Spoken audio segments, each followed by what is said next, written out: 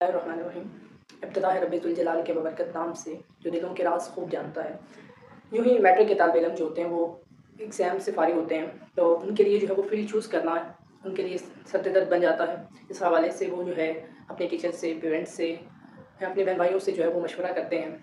یا پھر اس میں تیسرا یہ ہوتا ہے کہ وہ جو ہے وہ مختلف کونسلرز کے پاس جاتے ہیں، کونسلنگ کرواتے ہیں، ایپٹیٹیوڈ ٹیسٹ دیتے ہیں، مگر پھر بھی ان کا یہ جو مسئلہ ہے وہ حل نہیں ہوتا، وہ اضطراب کا شکار ہوتے ہیں۔ تو اس میں ایک سمپل چیز ہے،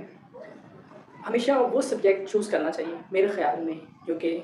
جس میں آپ کا انٹرسٹ ہو، چاہے وہ ایف اے ہی کیوں نہ ہو، چاہے وہ اگر آپ اوپر لیول پہ ہیں، بی ایس لیول پہ ہیں، چاہے وہ اردو ہی کیوں نہ ہو،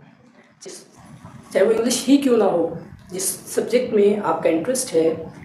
وہ سبجیکٹ ہمیں جو ہے وہ چوز کرنا چاہیے، نہ کہ ہم جو ہے وہ کسی کے کہنے پر یا کسی کے دباؤ میں آ کر جو ہے وہ ایسا سبجیکٹ چوز کر بیٹھیں جس میں ہمارا بالکل انٹرسٹ نہیں ہے، ہمارا پڑھنے کو دل نہیں کرتا، یعنی ہمیں اس سے جو ہے وہ ایک قسم کی نفرت ہے۔ تو ہمیں جو ہے وہ ایسا سبجیکٹ چوز کرنا چاہیے جس میں ہمارا انٹرسٹ ہو۔ سیکنڈ اس میں یہ ہوتا ہے کہ ہم جو ہے وہ دیکھتے ہیں کہ اس کا فلاں کا یہ اسکوپ نہیں ہے یا اس کا یہ اسکوپ ہے، میڈیکل کا یہ اسکوپ ہے، تو میرے خیال میں اسکوپ جو ہے وہ میٹر نہیں کرتا، ہمیشہ اسکلس جو ہے